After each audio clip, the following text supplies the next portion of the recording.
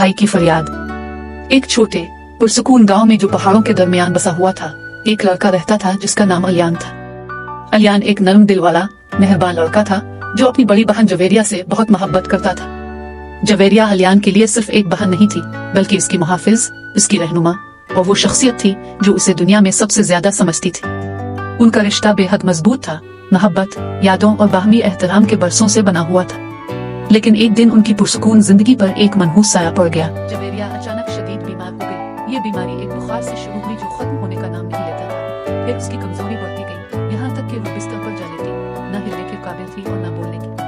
वो खुशबाश जवेरिया जिसकी हंसी और रोशनी ने उनके घर को भर दिया था, अब खामोश थी। उसका जिस्म कमजोर और आंखें दर्द से खाली थी। अलियान तबाह हो गया। वो अपनी बहन को इस हालत में देख नहीं सकता था। करीबी शहरों से डॉक्टर बुलाए गए, लेकिन कोई भी इलाज दरियाफ्त न कर सका। हर गुजरते दिन के साथ जवेरिया जिंदगी से दूर होती जा रही थी और एक ऐसे अंजाम के करीब जिसके बारे में सोचना भी अलियान के लिए नामुमकिन था। वो घर जो कभी गरमाइश से भरा हुआ था, अब सर्द और खाली महसूस होने लगा, जैसे सारी खुशी जवेरिया की सेहत के साथ खत्म हो गई। अलियान अपने दिन जवेरिया के बिस्तर के पास बैठे हुए गुजारता, इसका हाथ थामे खामोश दुआएं करता रहता। इसे वो तमाम वक्त याद आया जब जवेरिया ने इसे डर और गम की हालत में तसल्ली दी थी। अब जवेरिया को तसल्ली की जरूरत थी, लेकिन अलियान कुछ भी नहीं कर सकता था।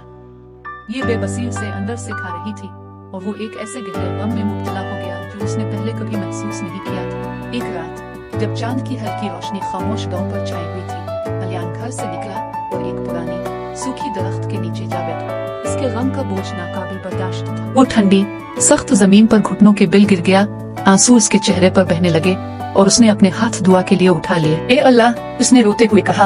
उसकी आवाज जज्बात से भरी हुई थी। बड़ा करम, मेरी बहन जवेरिया को बचा ले। वो हमेशा मेरे लिए मौजूद रही है, हमेशा मेरी देखभाल की है। मैं उसे खो नहीं सकता। मुझे कुछ समझ नहीं आ रहा कि क्या करूं। अगर तुझ में कोई रहम है तो उसे शिफा दे दे। मैं तुझसे इल्तिजा करता हूँ, उसे मुझसे दूर मत ले जा। अलियान की दुआएं खालिस मोहब्बत और बेबसी से भरी हुई थी। वो दुआ करता रहा जब तक कि इसकी दुआ खत्म न हो गई। इसका दिल खौफ और गम से भरा हुआ था।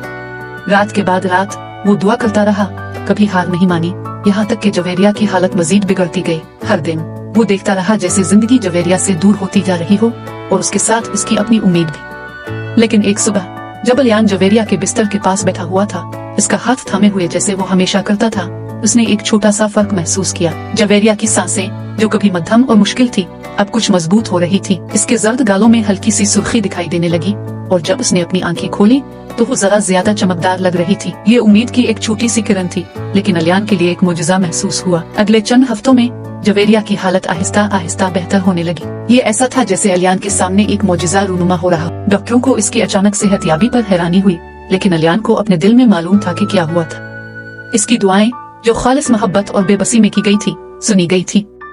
जवेरिया ने आखिरकार अपनी ताकत वापस पा ली और उनके घर में दोबारा गरमाइश और हंसी वापस आ गई।